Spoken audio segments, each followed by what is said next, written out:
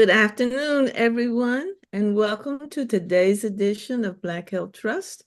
We are so happy you chose to spend some time with us, and we are going to jump right into our discussion today. We are sensitive to the fact that there are plenty of people having their celebrations and observances this afternoon, and we want to not hold you from those too long. So without further ado, I will turn it over to our founder, Dr. Randall Maxey. Good afternoon, everyone, and a happy Father's Day to all you fathers, both known and unknown, who are on the phone. Welcome to the Black Health Trust. And appropriately, our speaker had an emergency today, and he rescheduled for the 30th, but we're going to play something very appropriate, and we're going to talk about Father's Day and Juneteenth. Simon, let's go with it. And there's a crime being committed in Cincinnati, Ohio, where somebody baked a peach cobbler and didn't invite me. I won't say who. That's awful, Dr. Maxey. I'm sorry that happened. Yes. And she's a psychologist. Well, it's getting into the summer when all of those great fruits are becoming available. Blackberries, peaches, summer apples, all the things that you need to make those delightful desserts. So until we're ready to sign off, can we stop talking about food that I can't have right now?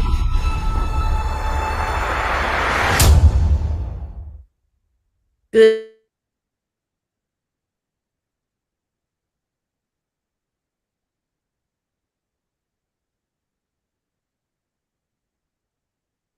Can we It's start still it? us.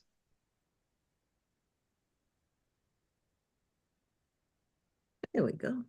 Oh, So happy Father's Day.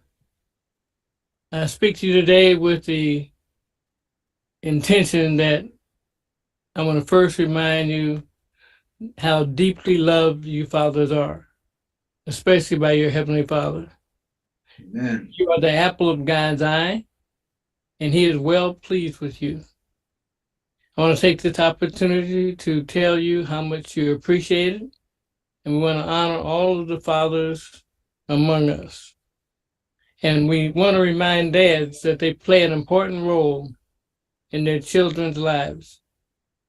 Bless you and bless everybody on the line, mothers and fathers alike. So today I want to talk a bit about Juneteenth and how that famous date has an effect, or should have an effect, hopefully positive, on our lives from now on. In 2021, President Joe Biden signed a bill that Juneteenth, or June 19th, was a federal holiday. Currently, 28 states recognize the holiday, and a majority of them give the government workers the day off. I don't know if they do that in Florida or not, but in the human states, they give them the day off. So the holiday began as a Texas tradition. In 1863, the Emancipation Proclamation legally freed enslaved people in the Confederate States that were in rebellion against the Union. On June 19th in 1865, Union troops reached Texas to announce that the enslaved people were free. They didn't know it. So Juneteenth is a day of celebration of freedom.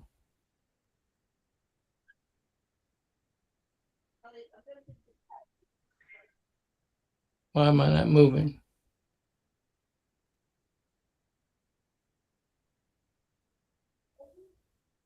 Simon, maybe we are going to need your slides. There we go. Okay, so we do know that Africans helped establish the colonies. Hundreds of thousands of slaves, Africans, both free and enslaved, aided the establishment and survival of the colonists in the Americas and the New World. Many consider a significant starting point of slavery to be 1619, when a privateer, a pirate ship called the White Lion, brought 20 enslaved Africans ashore in the British colony of Jamestown, Virginia.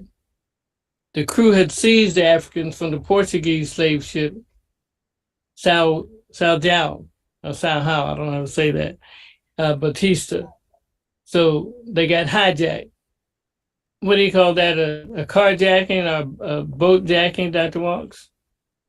We call it a pirate. Just a bad situation. Going from one slave ship to another. No.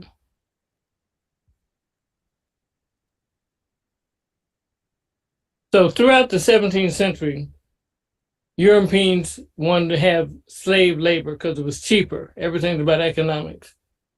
Some historians say that maybe 6 or 7 million enslaved people were imported to the New World during the 18th century. And this deprived the continent of Africa of some of its healthiest and ablest men and women. The U.S. Constitution. At the time of the first Constitutional Convention, the majority of the new nation's citizens lived in cities like Philadelphia and Boston, while the southern states were more rural and sparsely populated. African Americans and enslaved peoples made a full 40% of the South's population. Well, the southern delegates wanted them to be counted along with white citizens, even though they couldn't vote, when they calculated how many representatives would come to Congress. The northern people argued that since slaves were property, they didn't require representatives. So we see the same problem we have now goes back to the beginning of how this whole country was designed. So they had a ugly debate, and blacks were considered only 3/5 of a person. This is how they decided to do it, to make each black person equal to only 3/5 of a white person. And this is how they did the Congress, and this is how they did the Electoral College way back when. This is why voting rights now is still such an issue, especially in those so-called southern and red states. So what is race? And I want to talk about that just a minute. It's nothing that's based upon scientific fact. It's a social political construct to control power based on how people look. It's derived from white supremacy, where they originally wanted to suppress and control American Indians in the colonies, and they put them under chattel slavery. The Nazis actually copied the American idea of race and racism, and they made the Jews, and Romanians, Slavics, and blacks, etc., less than human. They declared the Jewish people were an inferior race, and then they created Jewish ghettos and genocide. So race is not directly related to any continental population, any ancestry in that way. Race is not directly related to any medical condition. As a research or clinical variables, race is a poor indicator of biology and a strong indicator of an exposure to racism. Race is socially assigned and equals how society sees you and thinks of you. So in 1735, there was a scientist named Carl Linnaeus. He's the father of modern taxonomy, or how we classify animals and stuff, and bugs, etc. And he decided that he wanted to characterize people. So Americanus, or the American Indian, was defined as obstinate, merry, free, regulated by customs. Asiaticus, or Asians, were melancholy, avaricious, ruled by opinions. Afrikaners, blacks, women without shame, crafty, negligent, governed by caprice. Europeans or whites were muscular, genteel, sanguine, inventive, and governed by laws, like a certain former president. Despite its official status in government, research, and health professions, the term race is a misnomer.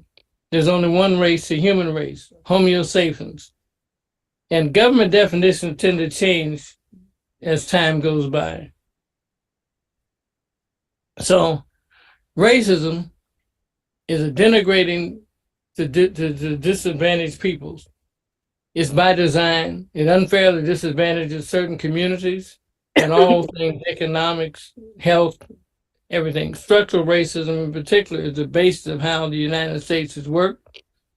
It's personally mediated, but more than that, the worst part is it becomes internalized in the victims of racial politics. So the white race is how society, while race is how society sees you and thinks of you, racism equals what society does to you based on how it sees you. Race is a risk factor for racism, but racism is a risk factor for poor health. For our patients, think first, not what's wrong with them, but what has happened to them.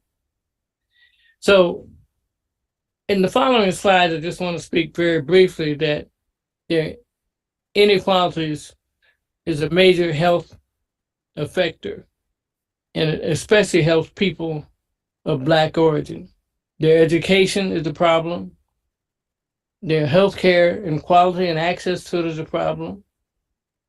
There's a problem with the neighborhoods that many people live in.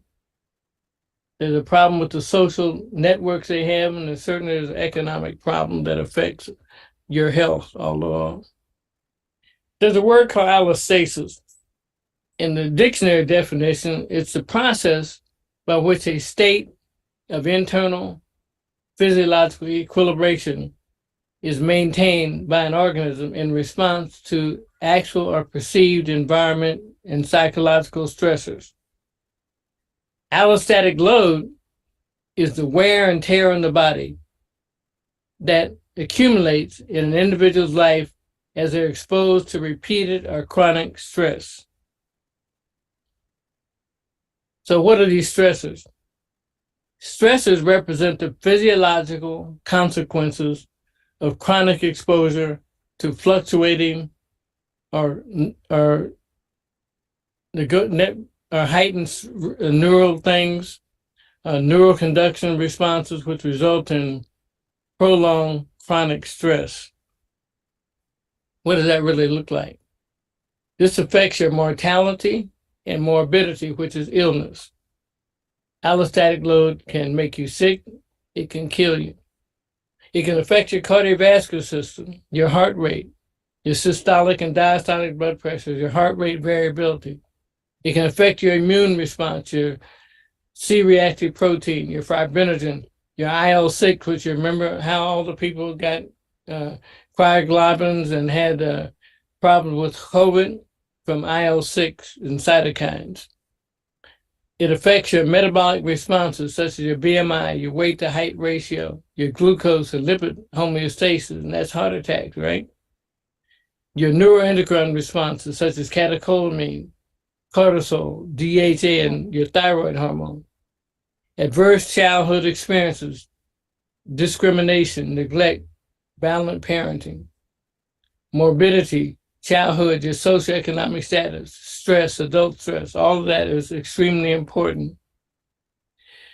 And here's where I may need your visual help, Dr. Walks. Looking at the effects of racism on health.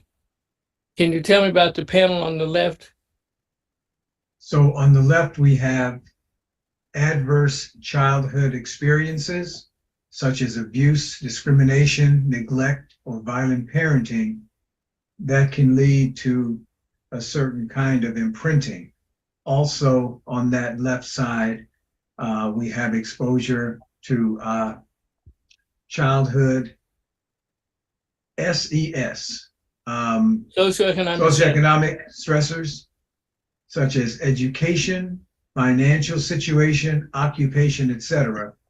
And again, these are imprinting and resulting in stress that can lead to, I'm going to the second row now, Dr. Yes. Maxey, that can lead to adult stress, aging, which we all go through, but I think this is looking at premature aging, health behaviors, post-traumatic stress disorder.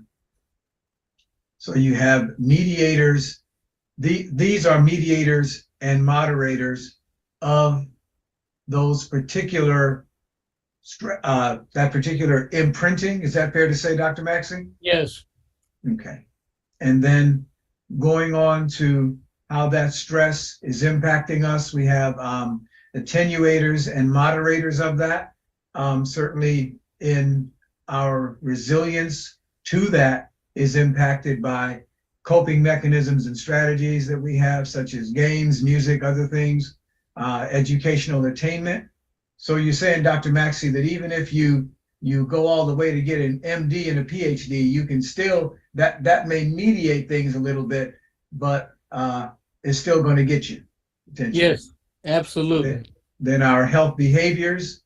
In other words, if I'm sitting up on the couch while you're out taking a walk and exercising, you'll probably be in better shape than I will be. Yes, but go back to that other one, that attenuators and mediators. The discussion that's going on the news with Obama and Tim Scott. Okay. About being the exception. And this speaks more to what Obama is saying than what Tim Scott is saying. But go ahead with the third one. So if it's relevant, Dr. Maxey, give us a little summary of what that, because those are our two significant leaders in our country at this point. Okay, well, the only significant leader to me is Obama between those two. But Okay. What Tim Scott says is that he doesn't have to be the exception. It was no problem for him. He just is because the opportunity was there. Obama says, I am what I am, but even though I am, I had to struggle to get there. And that has an imprinting on you, on your life.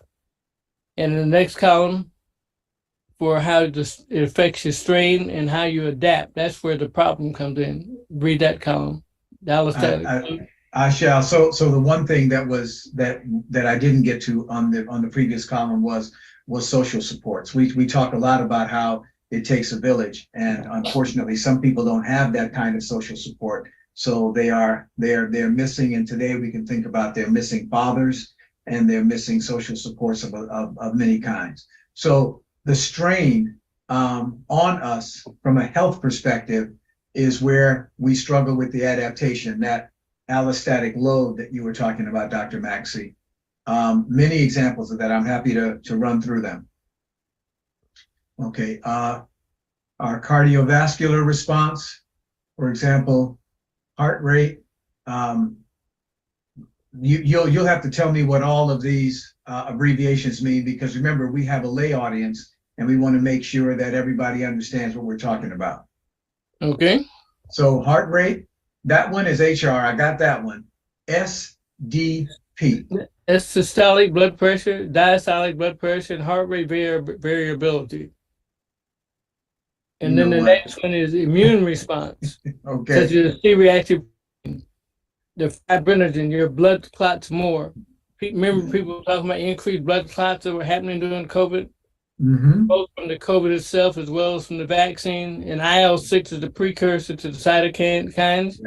Yep. And the metabolic response, the basal metabolic rate, the weight to height ratio, the glucose and lipid metabolism and homeostasis. And then I'm using my whatever the saying is, microscope, the neuroendocrine response, how your glucose is controlled, your obesity, and your cortisol and your thyroid. I think I read those.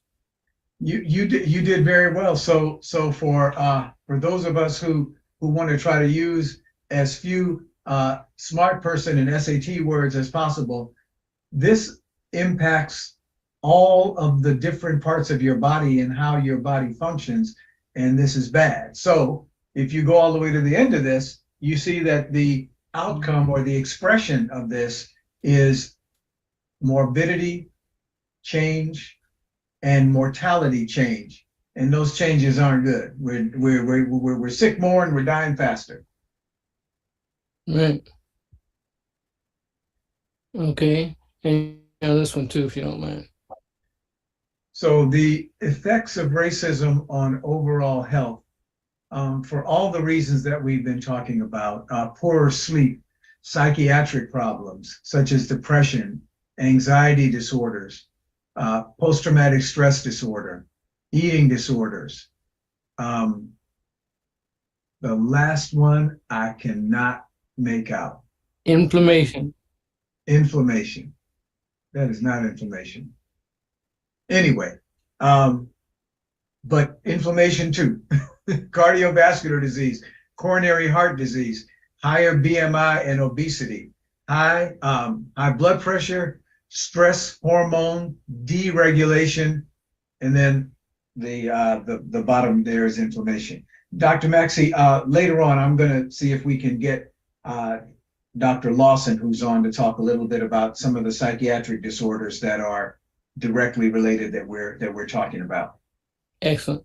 Thank you. So what made me think of how the stress can affect you, I did a talk at another meeting a few weeks ago, and we learned several years ago about Black patients having more kidney disease than the rest of the world. And there happens to be a gene and a gene variant that occurs on the 22nd spot on the chromosome, and it's called APLO1. Now, you may not be interested in that gene, but let me just tell you why I wanted to speak about it a minute. There's a genetic cause of chronic kidney disease if that gene is varied in certain ways. And it's more prevalent in people that have African ancestry, especially from West Africa. So having one high risk gene for CKD does not cause CKD. But if you have two high risk genes, variants, it does increase your risk. However, it does require a second hit. Bear with me a moment. So there are environmental stressors that happen that can cause this gene to be activated. One is a viral infection, such as HIV. Another one is autoimmune disease, such as systemic lupus erythematosus, which is more common in dark-skinned people, right? Inflammatory or high-risk things such as SLE, again, HIV, and more things, but also stress itself can be a second hit. Ischemic things such as sickle cell anemia can cause it. And allograft, such as have a kidney transplant, can cause that gene to be activated. What it looks like in a cartoon, in these columns A, B, C, see the risk allele, a second hit happens and causes chronic kidney disease and hypertension. Another one, a second hit comes after hypertension, that can cause chronic kidney disease. And another one where they both are hit again. So it is your environment that can affect your genetic trends that are already there. And stress can be one of those itself. So the takeaway on this, we want everybody to continue to be resilient, eat a healthy diet, more fruits and vegetables, exercise, be active both physically and mentally, get sleep and rest. Sleep is akin to and renewal. Get a primary care health provider, as Dr. Jordan used to tell us all the time. And we all know, always we say every week, every day, use your common sense. So now we can have some questions, discussion, And if Dr. Lawson's on, I'd like him to make comments after walks on what we've talked about and how this stress thing can affect your body and how we can all have a better day of Juneteenth as time goes on.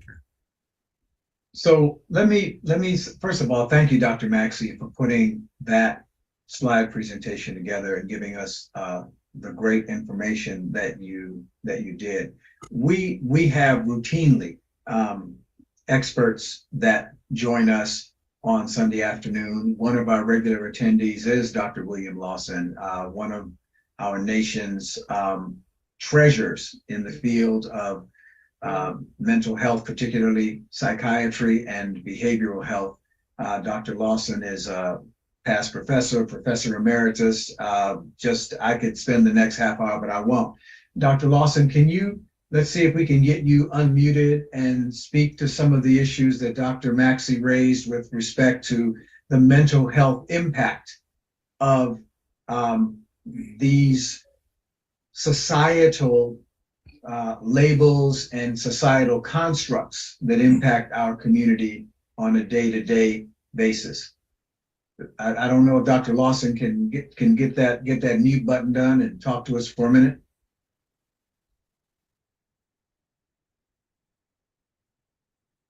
Still not unmuted, Dr. Lawson.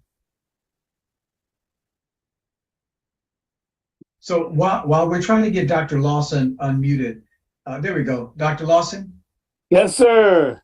Yes, sir. Can you talk to us for a few minutes? Sure. The hot dogs are roasting. You know, we have a Father's Day barbecue, but I can talk. Hello, Dr. Lawson.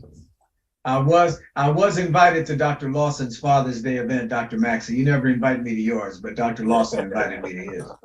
Well, I didn't get invited, Dr. Lawson. I'm hurt. Okay, I'll catch you next time. I'll send a plane for you. So, Okay. so Dr. Lawson, the question is, as Dr. Maxey shared, many of the mental health challenges that we talk about, depression, anxiety, those kinds of things, Dr. Maxey was drawing a line between some of the societal, racial, and racist constructs and insults that we are impacted with, and how those can lead to some of those mental health challenges. Yeah, the issue is not whether or not exposed to stress and so forth and cause you to feel bad. The problem is that if it's sustained and it's environment and folks do not get recognize that these are challenges, you can reduce persistent problems. So I already recognize this. I know the Association of Black Psychologists showed early that these kind of challenges what are contributing to high rates of diabetes and hypertension in our communities. We are now recognizing, especially after COVID, that we're seeing persisting anxiety, post-traumatic stress disorder, persisting depression that continues long after the exposure to the stressful event is going on, because of appreciation to realize that we aren't dealing with a stressful event. We're dealing with an embryonic problem that is in the background. Institutional racism. Ice making. Somebody needs to mute. It's done. Go ahead, Dr. Lawson. So the issue is, the problem is what we have to deal with is, even though the stressful event and the consequence is gone, people still live with these problems. It has produced brain changes. We see changes in terms of the hippocampus, associated memory, and we're seeing structural changes in terms of it that's leading to such persisting problems as post-traumatic stress disorder. And of course, there's some folks who are saying that there's probably change in terms of DNA that is a contributing factor to what we now recognize as post-traumatic stress that's cross-generational. So all of these factors, environment as well as our genetics, interact to lead to persisting problems that are not very treatment responsive, or even if we make things better. So then also we use the word ACE, adverse childhood events. And I see Dr. Excellent. I want to thank Dr. Lawson for his comments. But now to our co-moderators, and if there's anything in the chat, I thought that this information was relevant today, both because it's Father's Day and because we're still in a situation where we need to recognize the importance of what surrounded the Juneteenth holiday. Dr. Neighbor Stevens, any comments? There was a comment naming the environmental impact on gene expression that you were alluding to, which is known as epigenetics. That's a big word. I can't spell it. Well, as long as you understand the concept. Okay. Do you want to comment further, or is Dr. Holder around?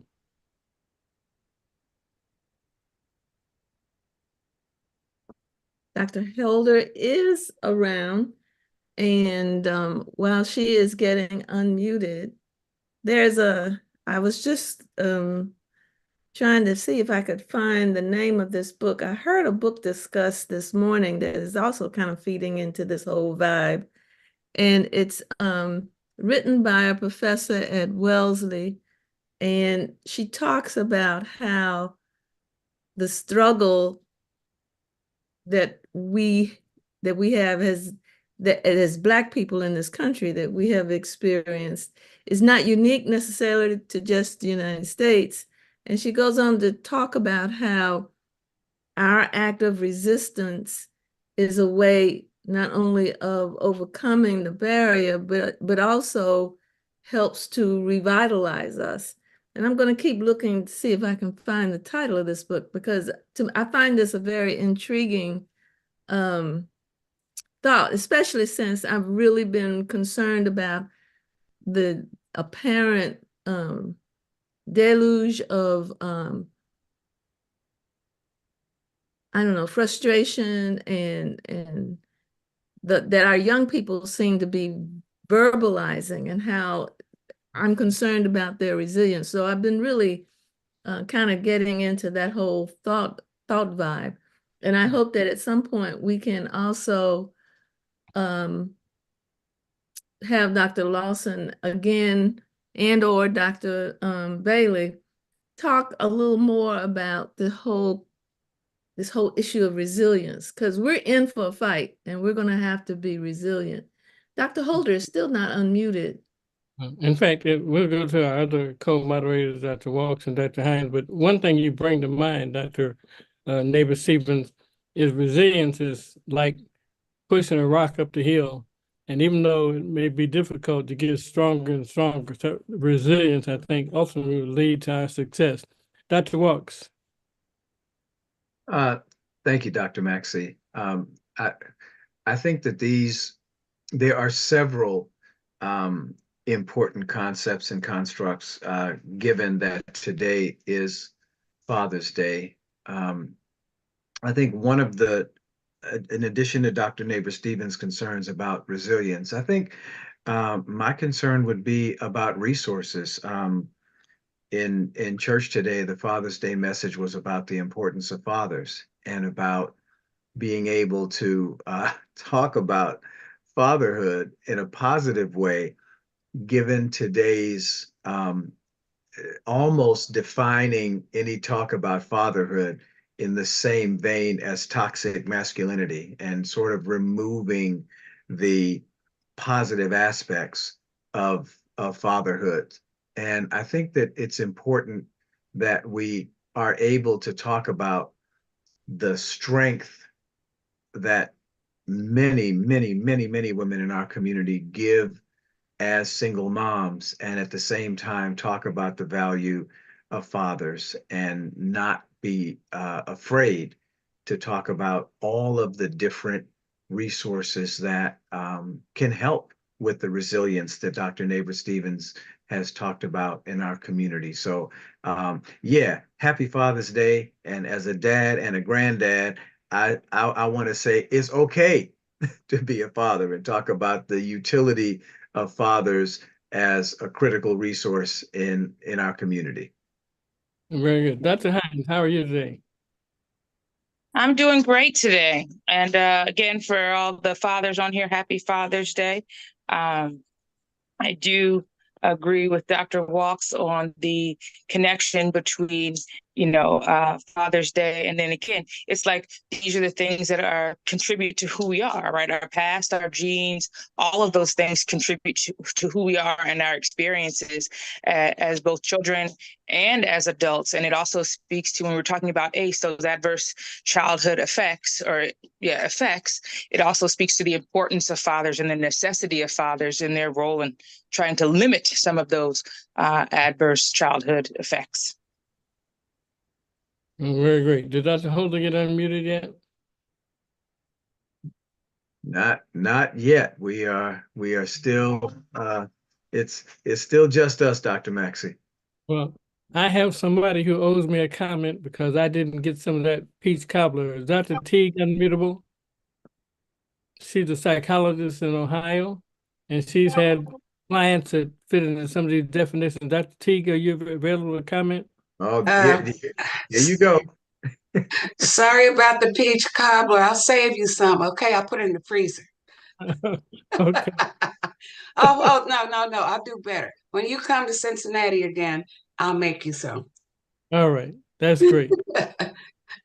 Yeah, no, I talked about epigenetics in my book, not only as it deals with PTSD, but other conditions as well.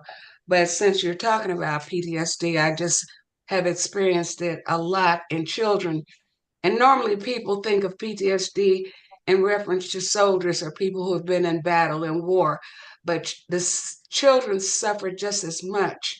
And the outcomes are the same. The results are the same in children as they are in soldiers.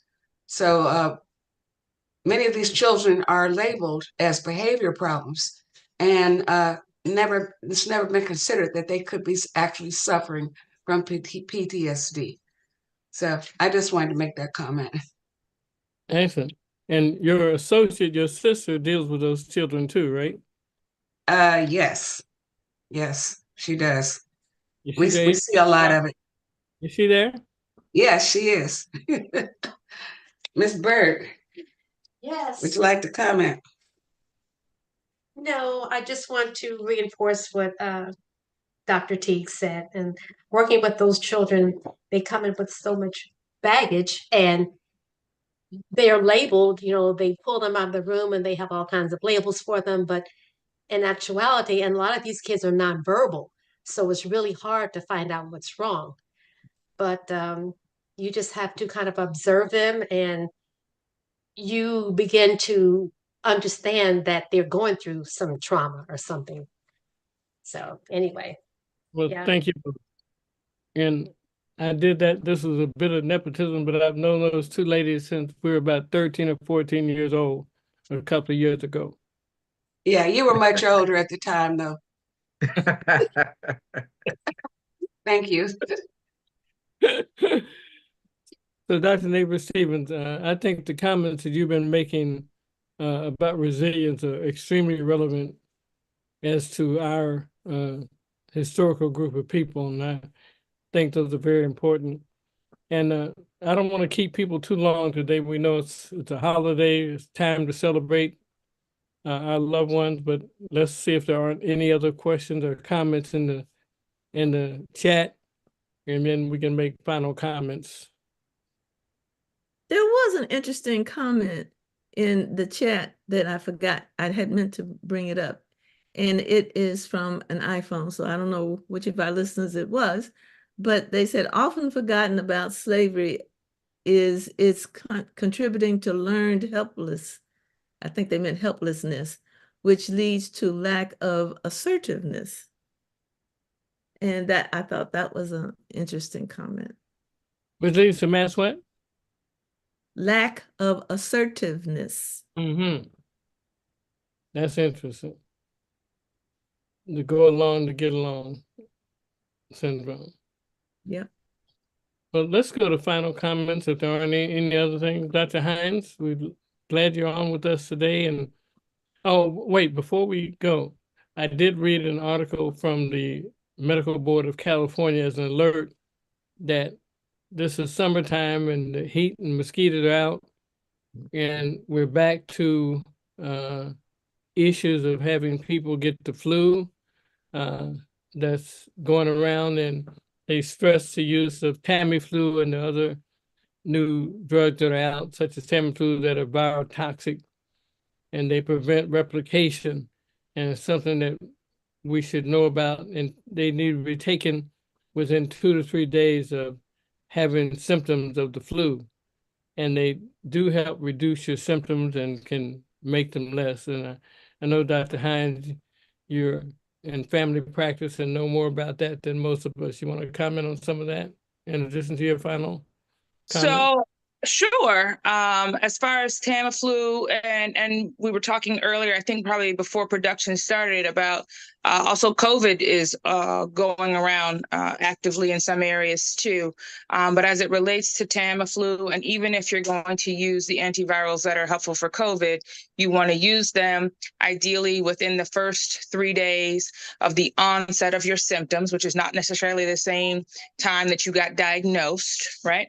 And then understand that if you are someone that uses them, they are not required, right? They are best for people who are at high risk for having serious complications from either influenza or COVID. But if you do take them, understand that they are not curative. They're intended to shorten the course, but you're still going to be sick. You should still follow all the contagious rules that apply, regardless of whether it's flu or COVID, as far as staying away from other people and washing your hands and masks and all of those things, and periods, after you're not feeling well from, going to work or being around others. And then, all of the basic things as far as preventions, nothing's changed, right? All of the same, wash your hands and stay home if you're sick, all of those kinds of things still exist. Lastly, I just want to say thank you to all the dads and the folks that are like dads and the fictive kin and the coaches and all the father figures on Happy Father's Day. You are so smart. It's ridiculous. Thank you. Dr. Walks. Thank you, Dr. Maxey. I agree about the smartness of Dr. Jocelyn Hines, and I think it's important for us to, Dr. Hines mentioned that you want to take these antivirals and medications within a certain period of time of when you begin to be sick, not when you're diagnosed. At the same time, it's not a bad idea to be diagnosed. There are tests available to figure out if you have COVID, if you don't have COVID, if it's just, oh, I just got a cold. Maybe you don't just got a cold. Maybe you just got COVID. And because you're young, you are not expressing a lot of heavy sickness from it. But a person that may be more immunocompromised, someone who is a senior person to you, may react differently if they're exposed to you. So COVID tests are free in a lot of places. They're easy to get in other places. And I think it's useful to find out how do we know which area COVID is on the rise in if we don't take any tests? So I would just encourage us, like we say all the time, information is good. Get information, know your numbers, have a primary care doc, as Dr. Jordan always admonished us to do. But this is an opportunity for us to continue getting more information about what's happening in our personal lives and in our communities. And happy Father's Day, happy Grandfather's Day to me and everybody else who out there is expecting cards and well wishes for Father's Day. Well, thank you so much, Dr. Walks. And I respect the fact that you're one of the smartest men that I've ever met, and I really appreciate your collegiality. Okay, wait. Hold on. Just stop right there. Why is it that Dr. Hines is one of the smartest people you know, but I'm one of the smartest men? I think that, anyway, go ahead. I'll explain that in a few minutes. As I introduced Dr. Barbara David Stevens, we had a talk about 2 years ago from Dr. Tony Brown. And he mentioned that the DNA is carried in the X gene, and DNA carries the intelligence. Yeah. And men have an X and a Y, and women have two X's where the intelligence is carried. And one of the smartest people I've ever met, in addition to Dr. Haynes, I met when she was 16 years old, and her name was Dr. Barbara Neighbor Stevens. Dr. Stevens, final remarks. Well, okay. Thank you so much for the compliment. I want to say to everyone, and I'm not, I mean this from the bottom of my heart, as we celebrate and or observe different family-oriented holidays, some of us may find them painful for various reasons. Many of us won't find them painful. But what I would say and urge is that you hold your family and loved ones closely, create those memories as time goes on, because I promise you, you may find yourself having to lean on those memories. Amen. Well, thank you so very much. And my final words, that a lot of us believe that faith is very important to our lives. And we had Pastor Bishop Noel Jones on a while back, and he said that faith is a bridge across which mercy can come into your life. And there's also a saying that faith without works is dead. So to all the parents, especially the fathers and the mothers that are here, it is important that not only you have faith in your life and your kids and in God, but you do the works, because faith without works is dead. It's important you do the work in your family and with your children and your grandchildren, and for some of us, even our great-grandchildren. Everybody have a great, great Sunday. Thank you, Simon, so much. Happy Father's Day to you too. Have a great day, everybody. Bye.